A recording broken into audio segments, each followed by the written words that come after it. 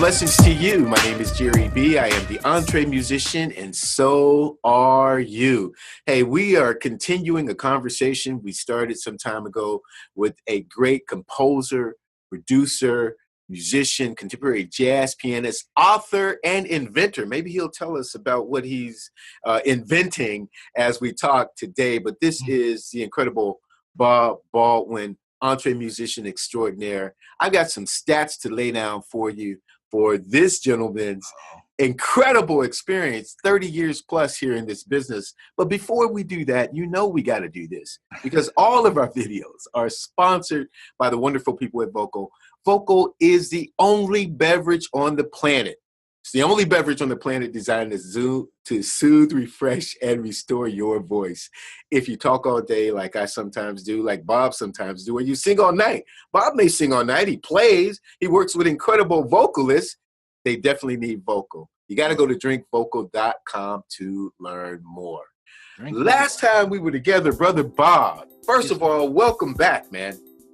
Thank you, brother. Always glad to talk to you, man. I've known you about 15 years now, brother. It's amazing. I got many stories to tell. Here's what I want to tell about Bob. First of all, incredible career. Okay, and we're going to get into that. We're going to dig into that a little bit more. But generous heart. And I have to say this right off the bat. The last time we were together, we talked about Kim Hines, who's just transitioned. But my goodness, he was the one who brought us together. Here's a story from 2006, wow. Bob. Tell me. I don't know if you remember this, man. This is summer of 2006, Capitol Jazz Fest finalists. Our band, Sound Doctrine, was one of the finalists with the incredible Reagan Whiteside, okay? Reagan, with that beautiful flute of hers, brought home the gold. I mean, she was like wasn't Ken Ford on that contest as well? That's exactly right.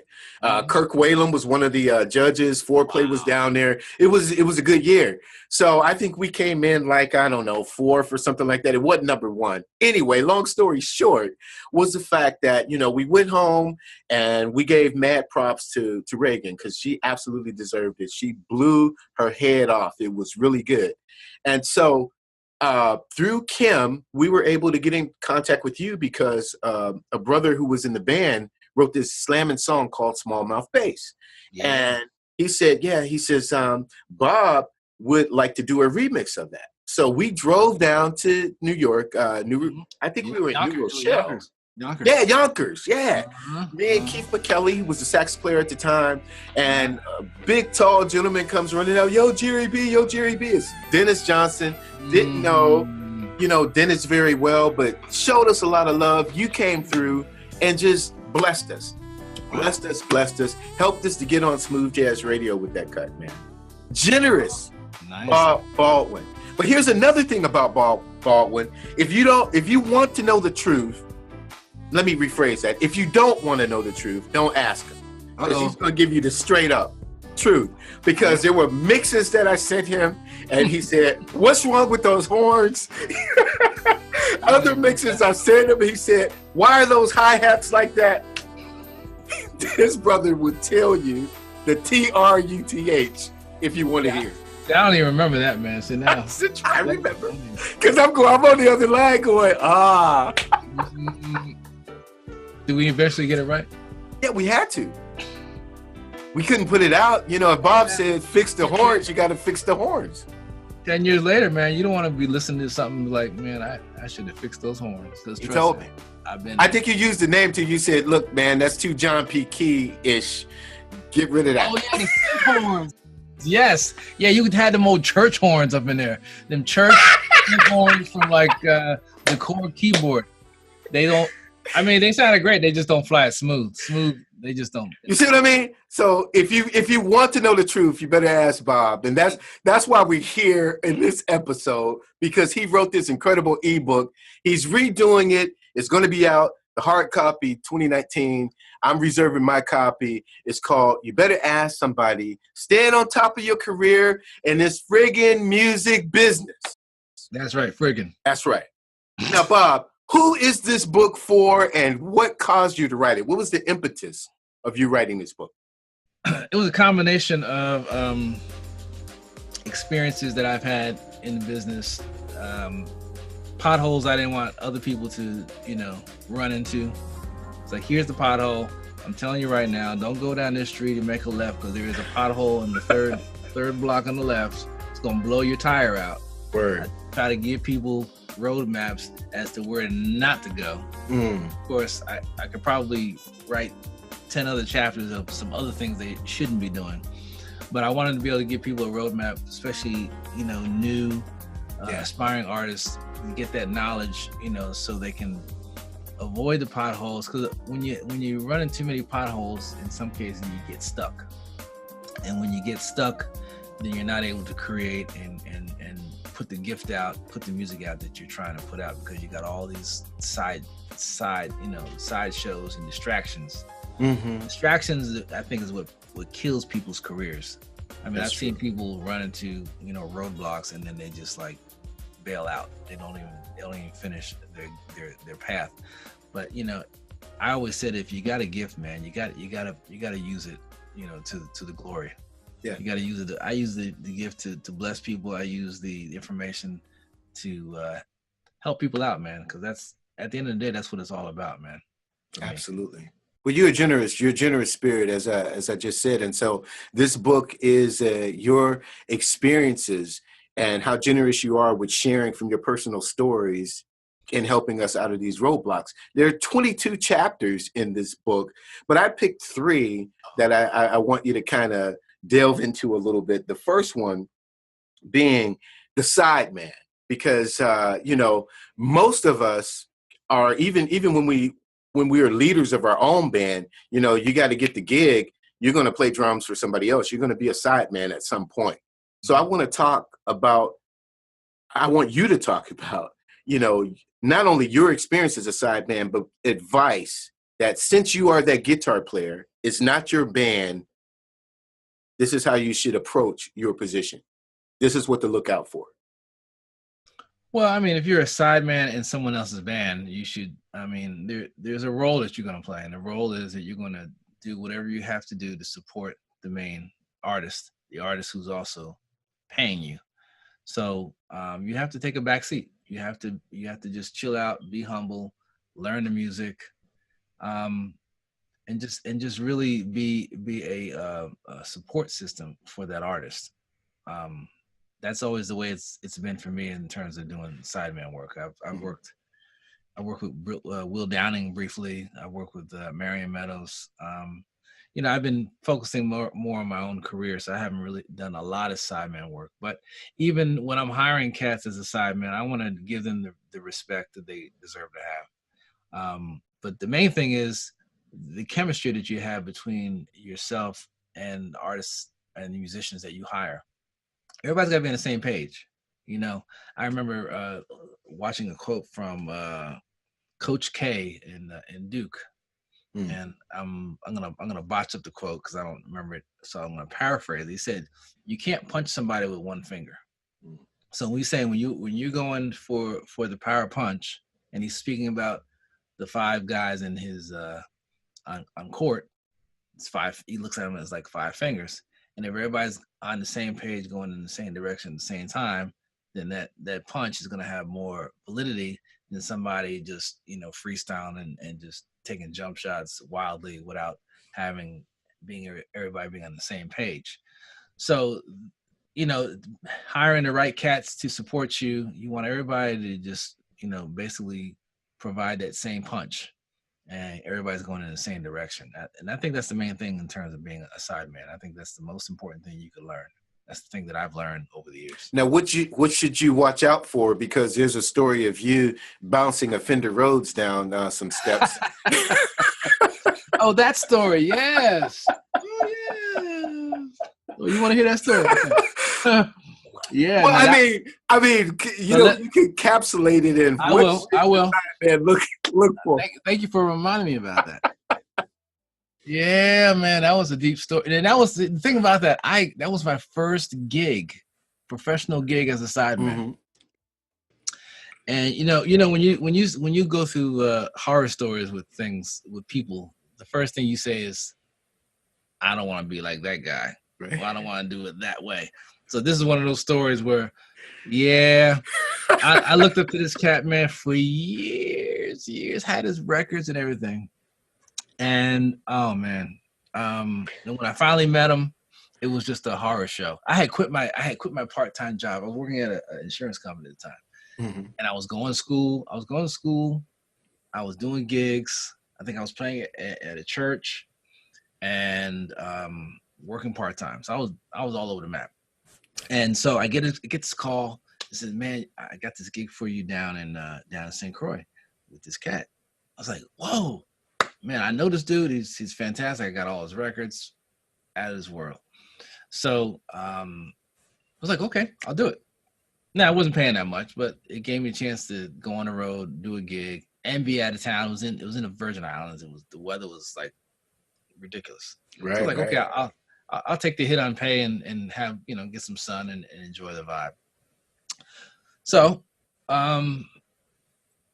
calls back the next day. He says, and I'm green. I am totally green. I know nothing about nothing because, I'm playing in church. I think everybody's fantastic. Right.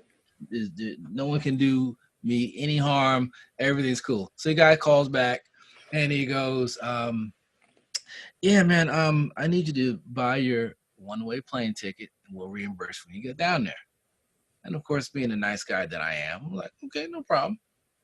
So I pay with credit card, buy the one-way ticket to get down to, I think it was St. Croix.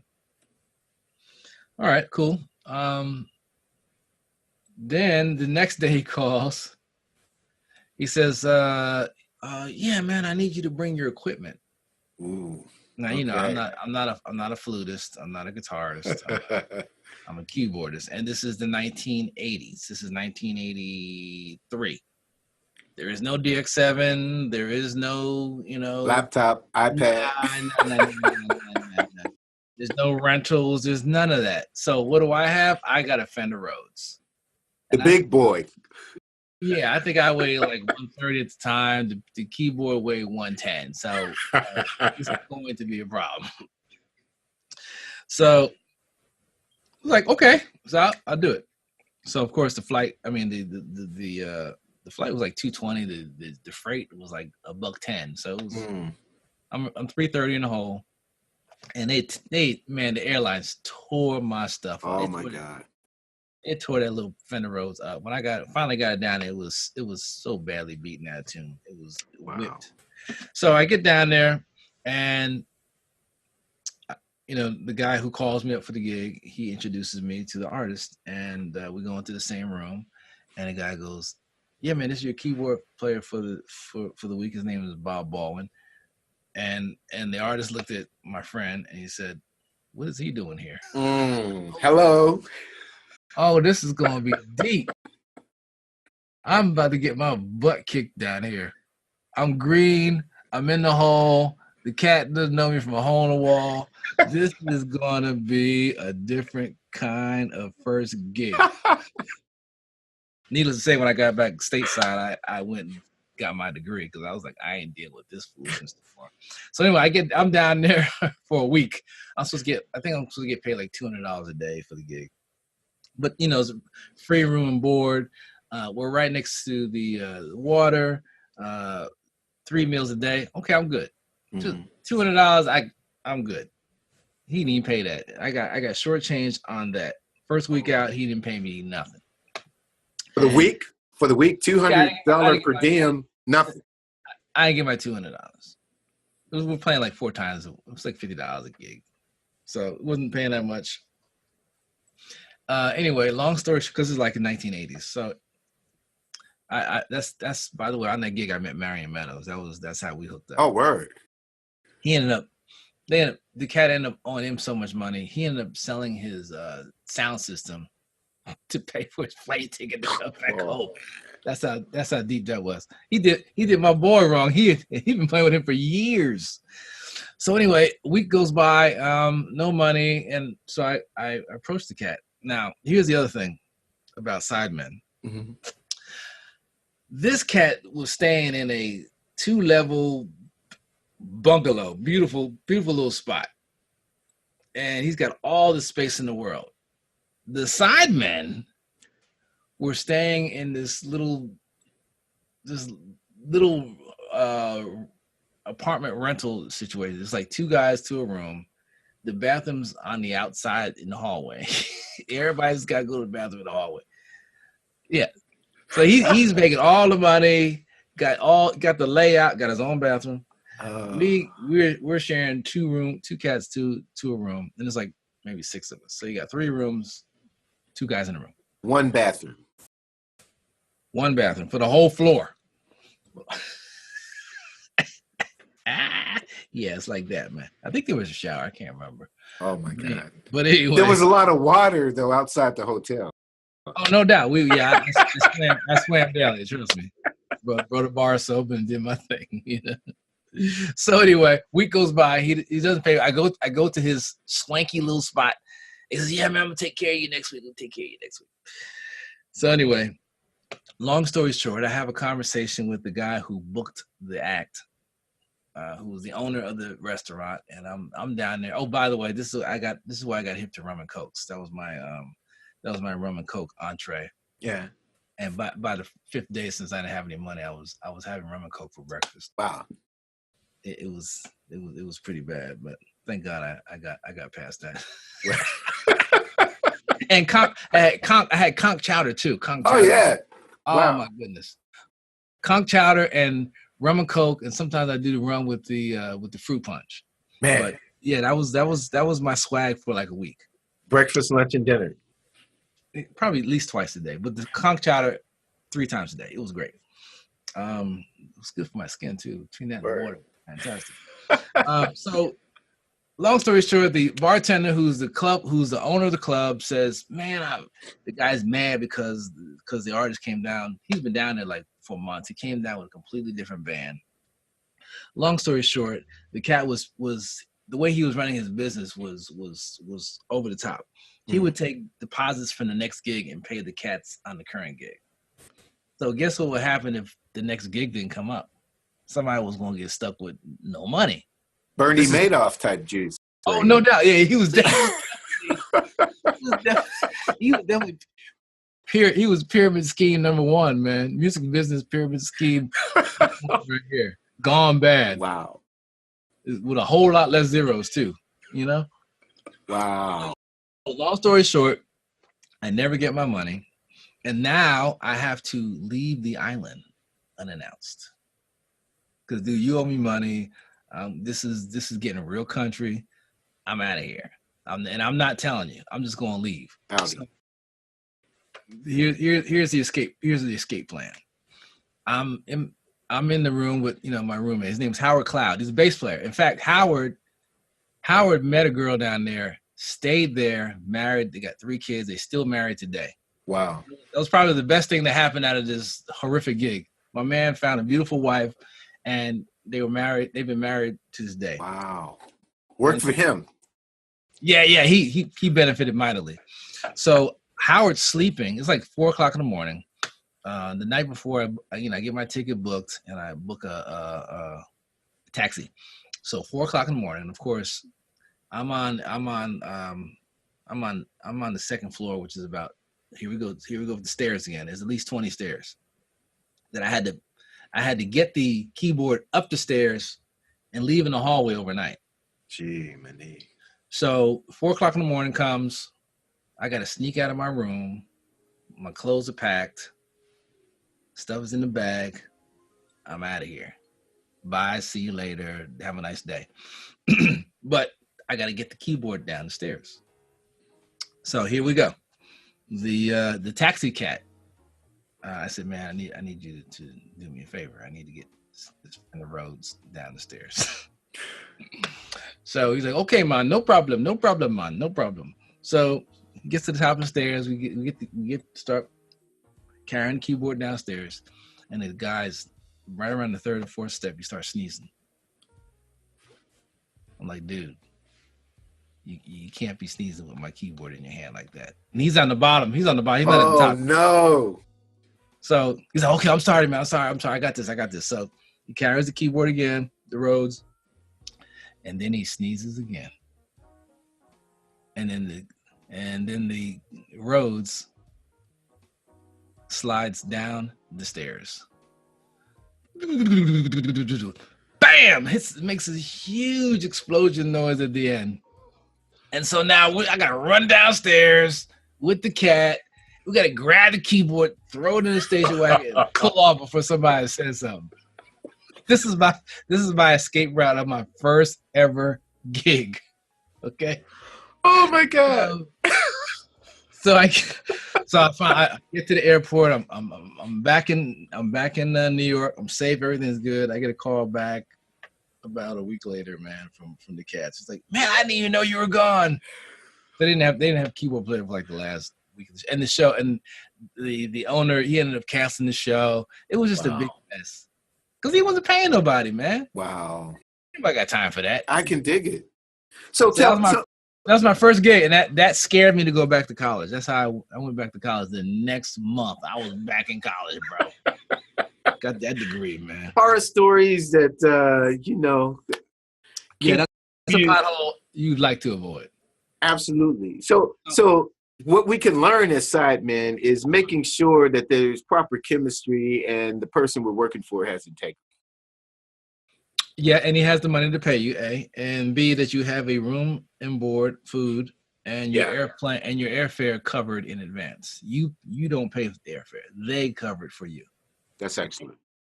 If it ain't covering for you, and you can't drive there, keep your butt home. That's excellent advice. That's a good place to transition into roadkill, which is the next segment. So I know you have war stories about traveling, but I think what's essential in the book is your health. Absolutely. Keeping yourself on point, right? But what other tidbits can you give us or potholes to avoid when you're traveling with said artist? Yeah, man. In this day and age, well, in this country, man, this country has an issue with health and wellness. My opinion. This is not the opinion of Jere B. This is my opinion. I think doctors would rather treat you than to heal you. And by treating you, I'll join you. That's my opinion too. I'll join. They'd rather you make many visits to the doctor to get treated for something so they can get paid, as opposed to just healing you outright and being done with it all together, and you not having to go back and spend that extra money and never get fully healed. So I learned it at an early age that if you're not, you got to really be proactive about your health. You can't let the doctor. You can let the doctors tell you what's wrong with you, but you can't necessarily always sign off on how they want to treat your issue. Exactly. The name of the game is to heal your body. Exactly. So healing your body is the thing. So, but the other thing is the best prevention. The best medicine is prevention. Absolutely. So the best thing is to not get sick. So let's avoid the process of getting sick so you have to go get healed. That's right. Keep your body tuned up. Exercise, which I don't do enough of, but especially if you don't exercise enough, you have to eat right. You got to avoid the salt. You got to avoid the sugar. That's right. You got to avoid the yeast. That's right. You got to avoid, for me, you got to avoid the white sugar and the white flour and the white pasta. You got to get rid of that processed stuff that is full of salt. Otherwise, you're not going to have a long-standing career. So it's a daily battle, man. Because even at home, you I'm constantly looking at labels. Like, man, this stuff is like full of salt. I gotta stop. I gotta stop eating it. Right. I gotta stop taking. You have to deviate from what is good to your tongue. Mm-hmm. My great aunt used to always tell me, everything that tastes good is not good for you. That's it. And BT Express actually made a song out of that. Wow. BT Express, you remember them? What's good good to you ain't always good for you. There you go. You go. So you always got to fight the temptation of the flesh, which comes down to you having a desire to eat something that tastes good that's not good for you. So you've got to really establish a precedence about not eating things that are not good for you. Absolutely. And there are also other temptations to avoid on the road as well. I remember when Sound Doctrine started traveling, we had a keyboard player, man. He would have an 8x10 of it, and he played keyboards, and he had the Rhodes. He would have an 8x10 picture of his family, and he'd put it on. Boom, right up there. Nice. Yeah, we only had one dude who was single. Everybody else was married, and we just ran constant interference for each other just to keep everything on point. Because it's not just the food. There's other temptations that will.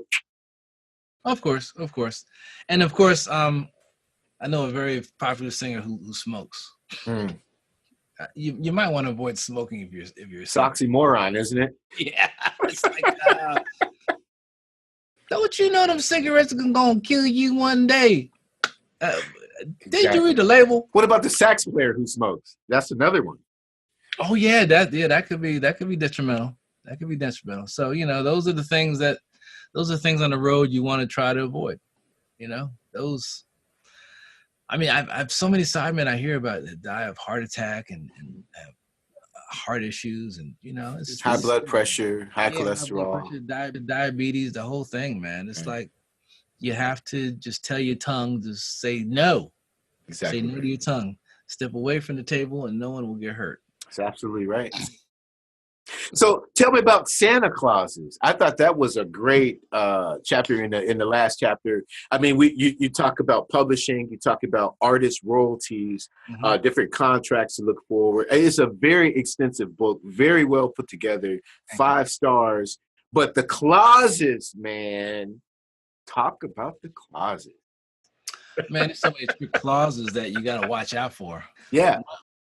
One of the big clauses that I signed one time, and because of it, I fired my manager. As soon as I realized what I did, I got rid of him, because he's the one who told me to sign the contract. So somebody had to take the fall. So it had to be him.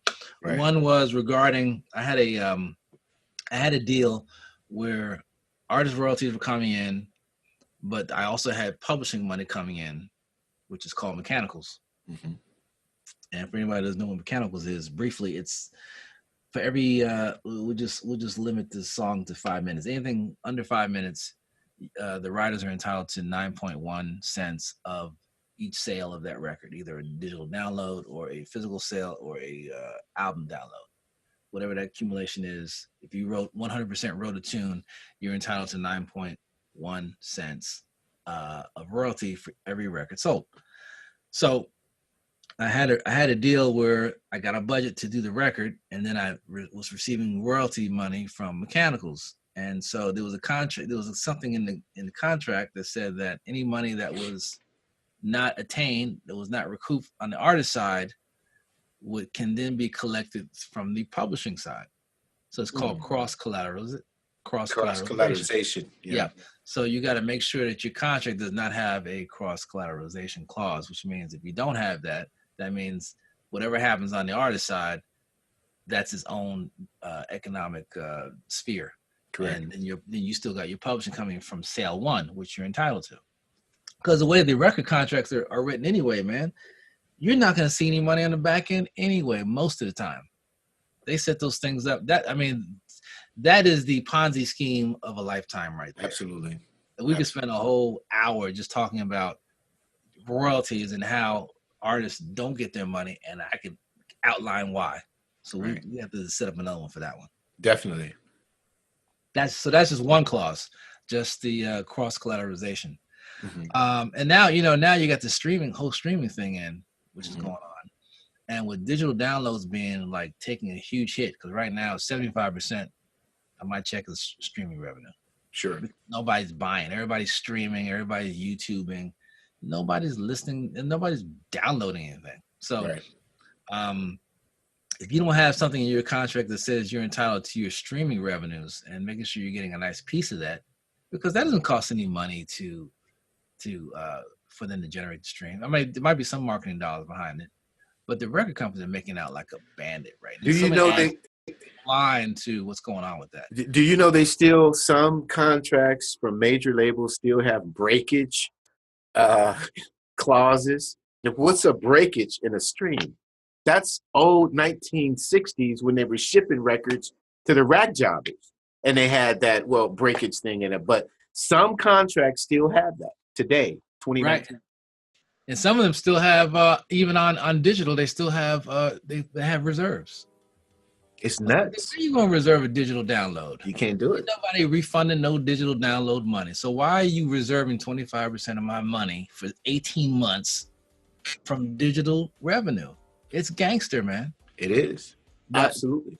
But if you're not reading your contracts, if you I don't know, if you have someone else reading them on your behalf and you don't know what you're reading, you don't know what you're signing, man, you're going to get taken out here, brother. And there's a lot of people out here getting bamboozled. Absolutely. The fact that they don't own the masters in the first place is mistake number one. Yeah. And then mistake number two, the way they have the contract written, they have it set up where they're not going to get any money on the back end. And so you are back to, like we said last episode, you're back to having to get in a car or get on a plane and do a gig. That's your only source of revenue because you gave all the revenue away to your label. Exactly right.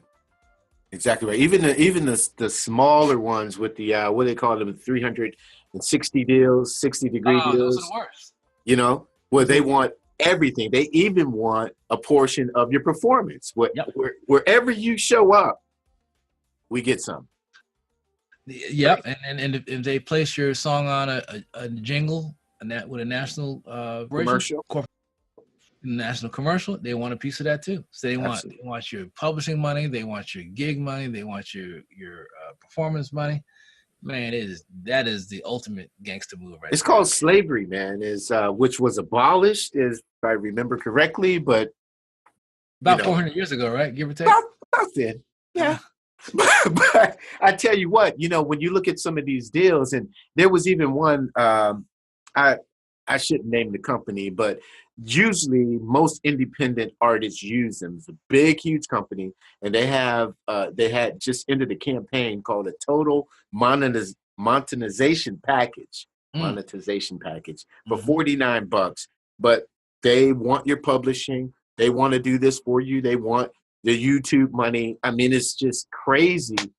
Wow. It's a Silicon Valley deal.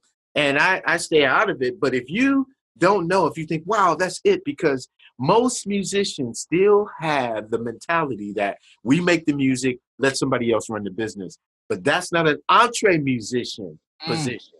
The EntreMusician takes care of the business. Well, as you say that, going back to our last episode, my father was like, you got to keep the creative and the analytical right in the middle. You can't be so creative that you can't tie your own shoes. Right. And you can't be so over analytical and not be creative.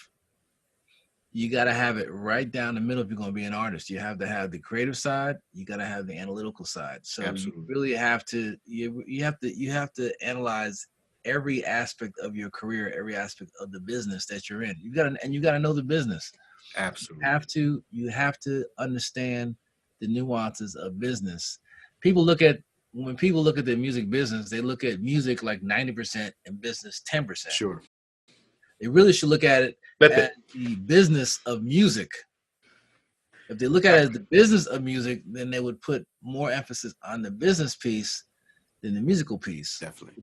You got to have it right down the middle, man. Otherwise, you're gonna get tossed in a lake somewhere, man. You're absolutely right. Now, since you're on that streaming hit, let's talk about radio versus streaming. Mm-hmm. Well, over the last 2 years, people have stopped downloading. The behavior of the consumer now is that people have gotten lazy.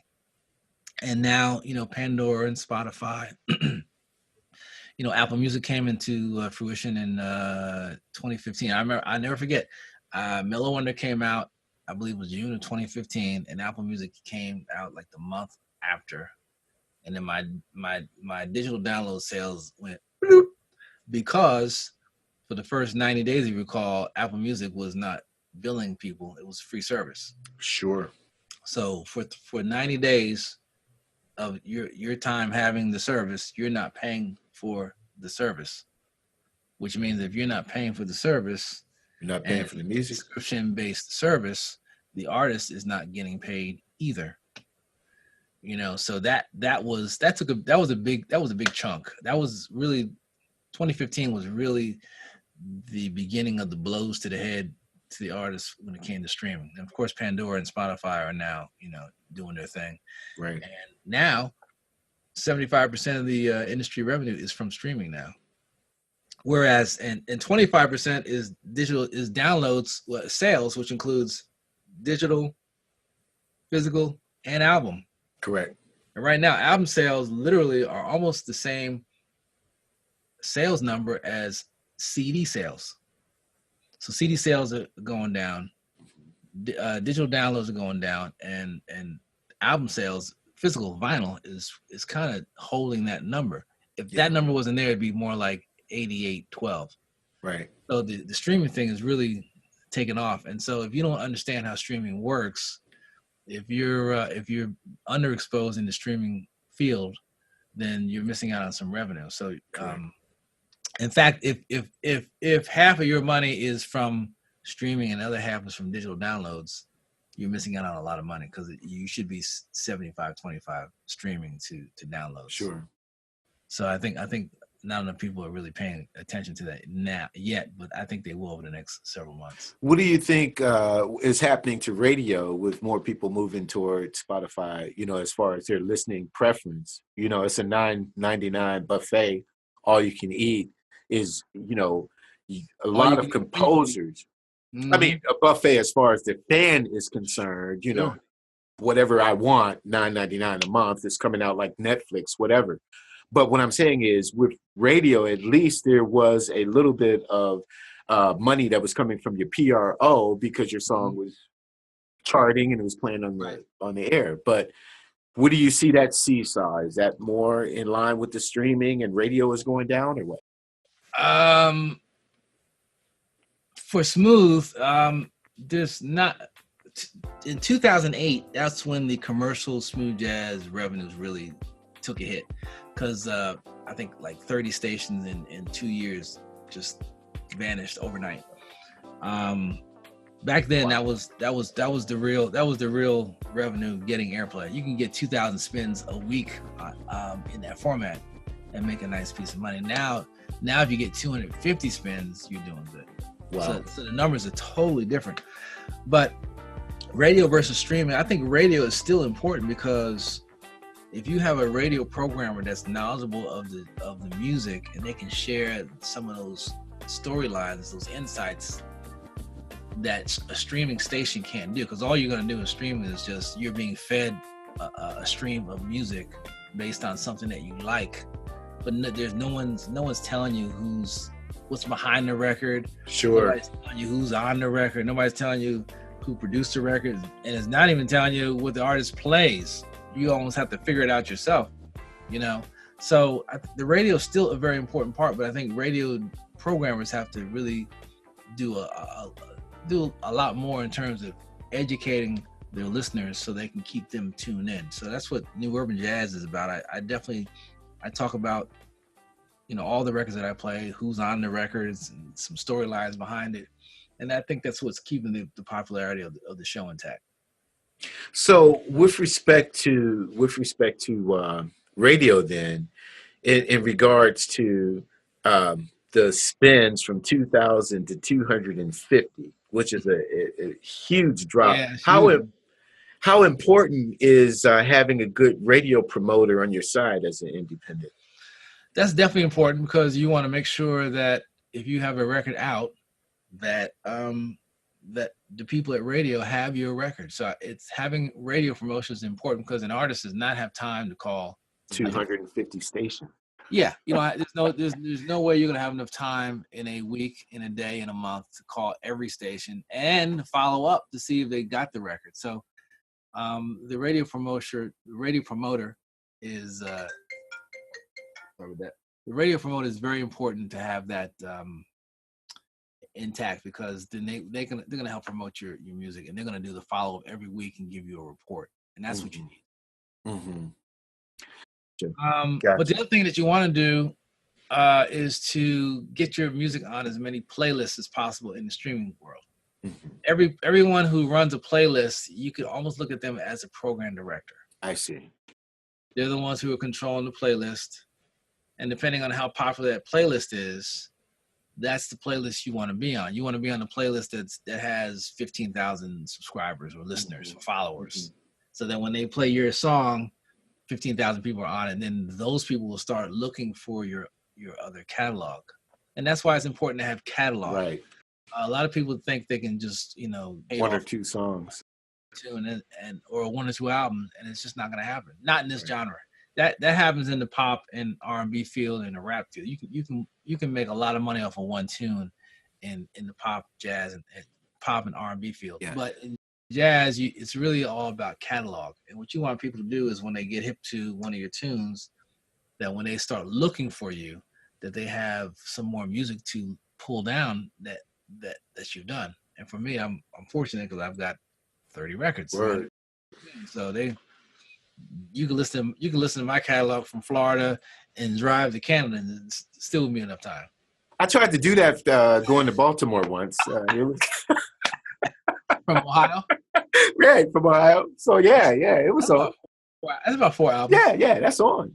So I get it, and catalog is absolutely king. Mm-hmm. Keep making the music. I mean, I feel that we're in an interesting place as a music industry, as artists, but the thing is, and your book sums it up very well, and that's get up, keep going, make sure that you're not depriving people of your gift because of some of the landmines that are out there. Exactly.